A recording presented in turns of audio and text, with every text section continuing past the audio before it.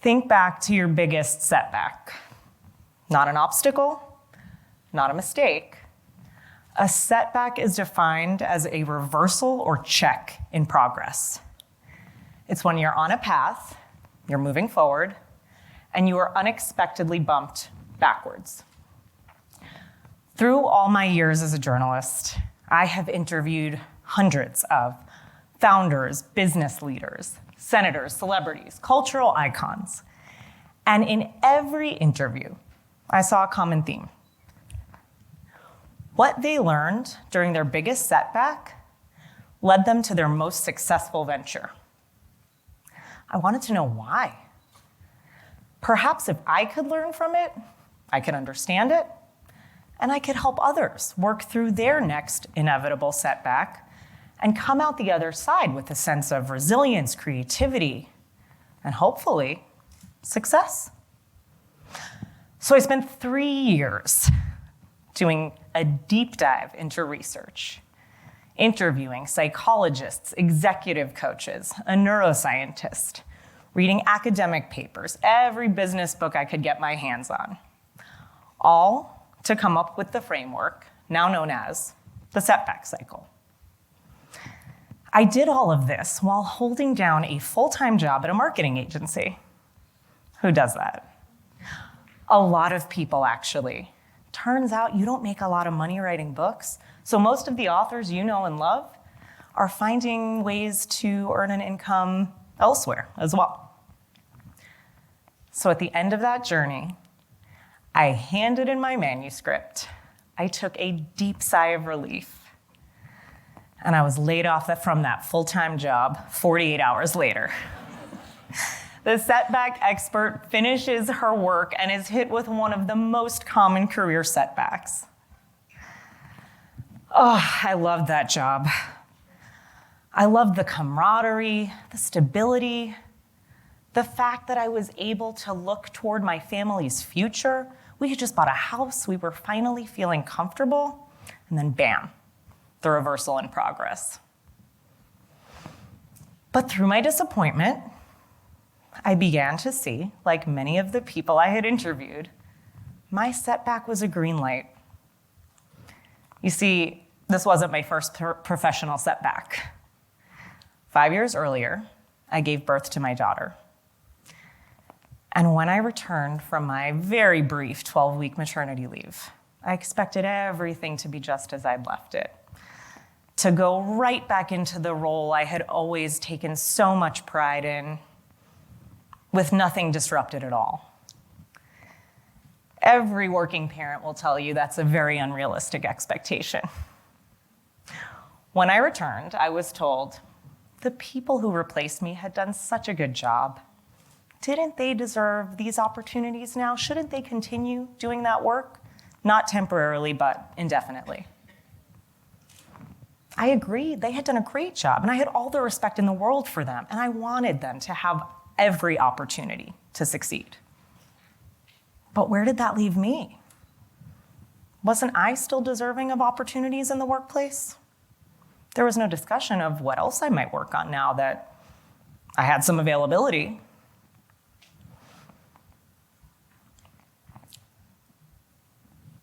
Setbacks set the stage for reinvention. Your setback might look different than mine, but the cycle is the same. Because what happens when you sideline an ambitious person? An ambitious woman?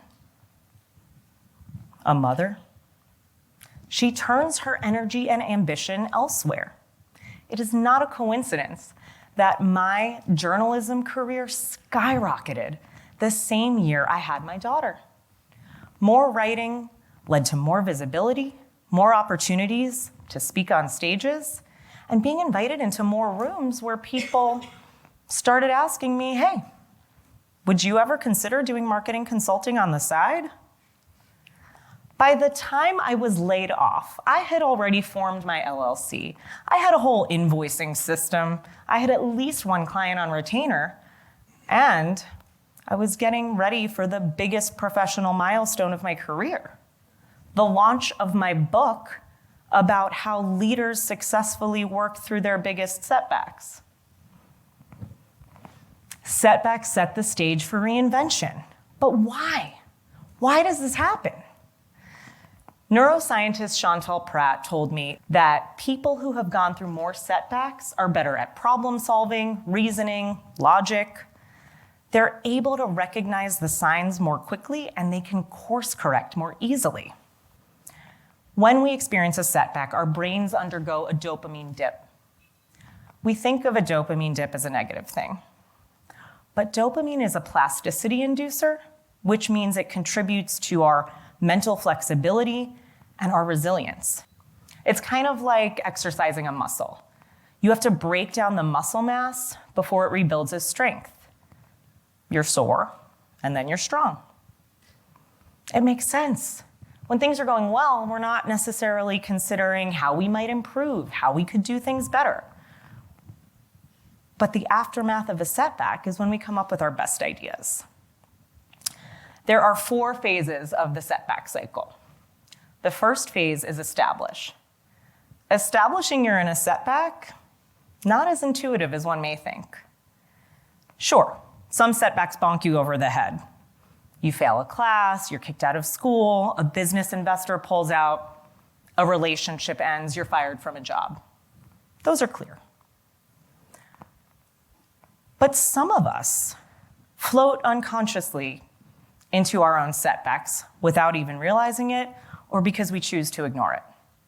How many people do you know who stayed in a relationship for too long or stayed in a job too long? Was that you? Is that maybe you right now? I have something called the alarm clock checklist, intended to wake you up if you think you might be floating, drifting into your own setback. In this exercise, I encourage you to ask yourself 2 questions. Number 1, what are you energized by? Number 2, what are you disengaged with? Write down your answers every day, every few days, over the course of a month. And at the end of that month, look back at your answers. See what patterns you can come up with. See what activities you had on certain days when you felt more energized or more disengaged. Some people do this exercise and find, yeah, I'm in a setback. But others do it and realize it's just the thing they needed to remind themselves of how engaged they still are in their work. It shows them they're exactly where they're meant to be. Phase 2 of the setback cycle is embrace. This is the hardest phase because this piece requires us to get uncomfortable.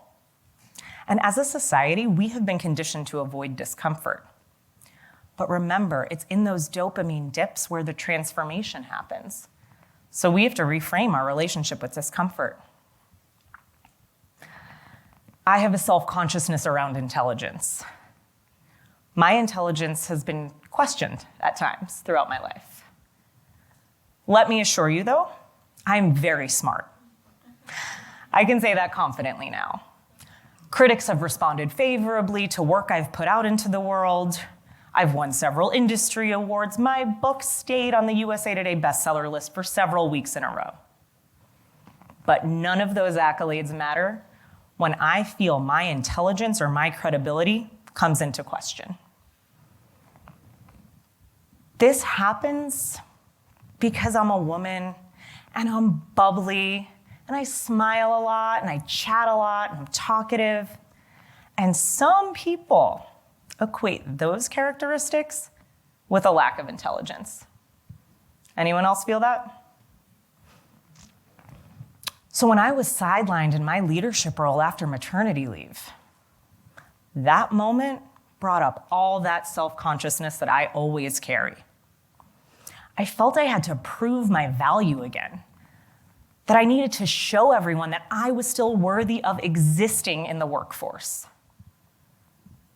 that any respect I had earned leading up to this moment was diminished and I had to totally climb the mountain again. So many people leave the workforce for caregiving reasons. To care for a new child, to care for an elderly relative, to care for themselves. And my experience validated all the fear that caregivers have, thinking that the job won't be there when they get back, or it'll change, or they'll be penalized for prioritizing that care. Not only that, this moment wasn't just a hit to my career, it was a deep cut to my self-worth. See, the embrace phase is tough. If you create a narrative based on your biggest moments of self-doubt, you will find the proof to support it. But if you try, you can create a counter-argument. How do you find the facts to support that counter-argument, though? You turn to your community. Phase 3 of the setback cycle is explore. The best thing you can do in the explore phase is cultivate your community. And if you think your community isn't that big, think again. Author and activist Susan McPherson wrote a book called The Lost Art of Connecting. In it, she says we are much more interconnected than we realize, and she equates our communities to constellations. And she says all it takes is one link to another star to unlock so many possibilities you may never have realized. You can start making those links by making connecting a habit. Every evening, when you sit down on your couch, take out your phone before you start scrolling, send a text message, send a DM to someone you otherwise may not have reached out to. If you're feeling really ambitious, after this talk, go outside and make a phone call. I know, you're not a phone person, but I promise you this is going to be so much less awkward than you think it will be, and the benefits are immeasurable.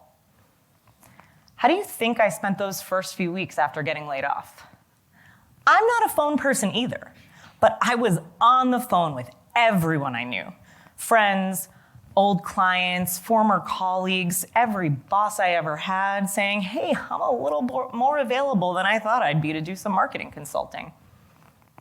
They were more than happy to make connections to everyone in their constellation.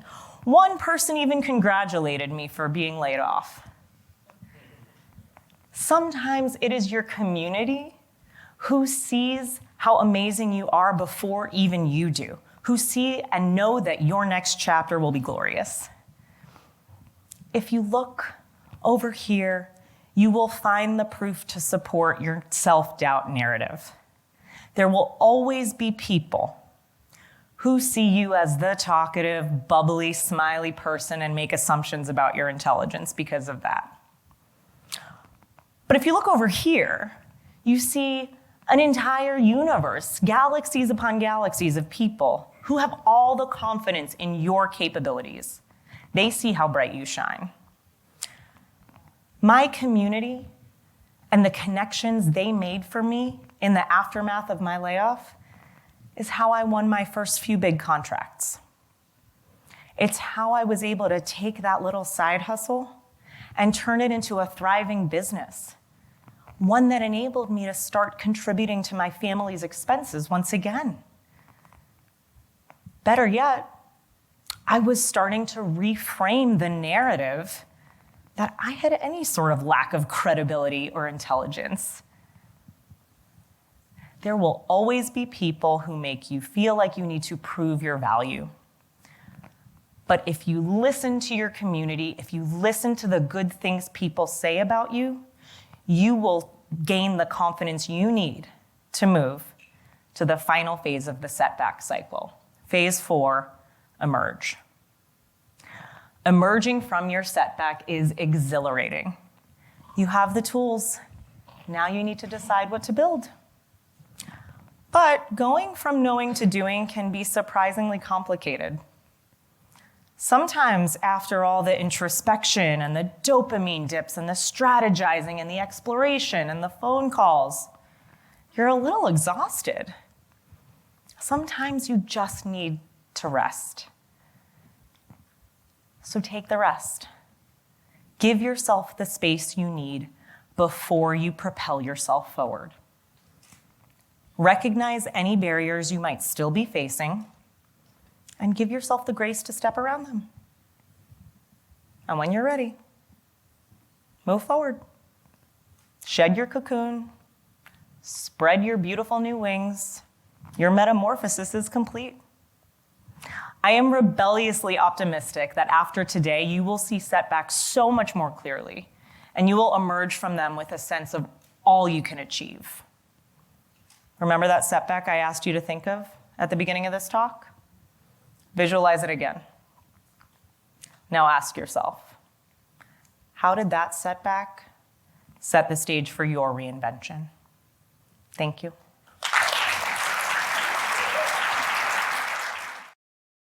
恳请点赞，订阅我们的频道，一起学习演讲中的实用英语。